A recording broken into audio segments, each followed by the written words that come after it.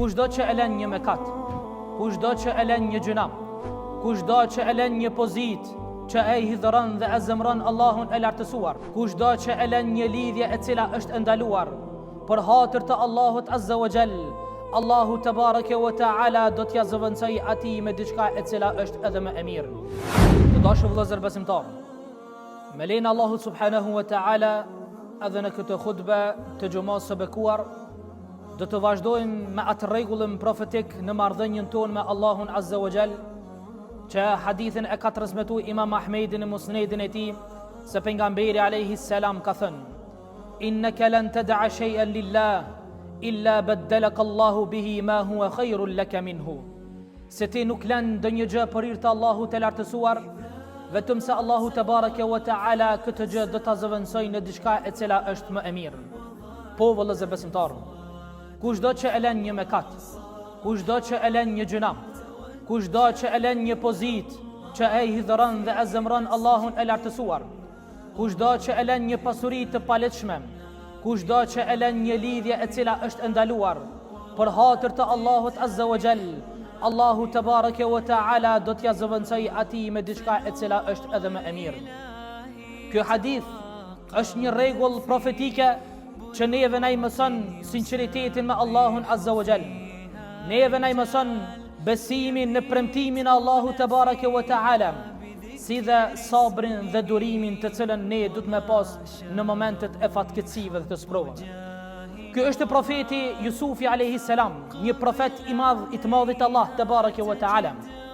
Kur ata e thërën gruaja e mbretit të asaj kohe, po e thërat që të bie në mëkat, po e thërat që të bie në gjuna, në imoralitet dhe në zina, derisa janë mbylli të gjithë dyert e pallatit dhe po i thot: "Wa qalat haytalak", unë tani jam gati për tyje, unë jam hazër për tyje, që të bimi në mëkat dhe në gjuna, në imoralitet dhe në zina, Allahu na ruaj.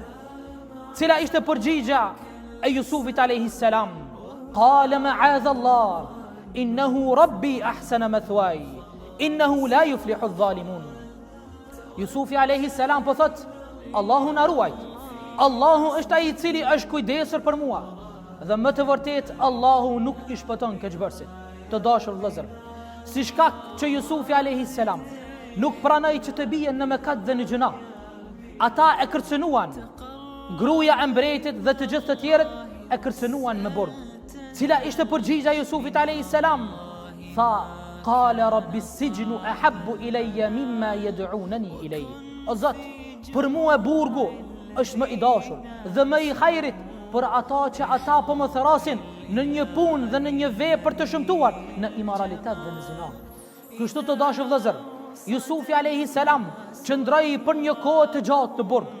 Jusufi alayhi salam e pranoi burgun në vend të mëkatit dhe të gjunait, e pranoi errësirën e burgut në vend të errësirës së mëkatit dhe të gjunait, vetëm për hir të Allahut Azza wa Jall, nuk ra në mëkat, nuk ra në imoralitet dhe në zina, dhe kështu Allahu Azza wa Jall këtë qëndrueshmëri dhe stabilitet të cilët e kishte në dashurinë e Allahut, Allahu Azza wa Jall ja zëvendësoi në diçka më të mirë në këtë botë. Me çka të dashur vëllezër?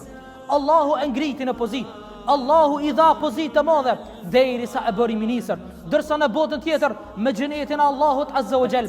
Vëllezër besimtar, mos mendoni se lërja e një mëkatit, lërja e një gjunahit është në dëm tonin.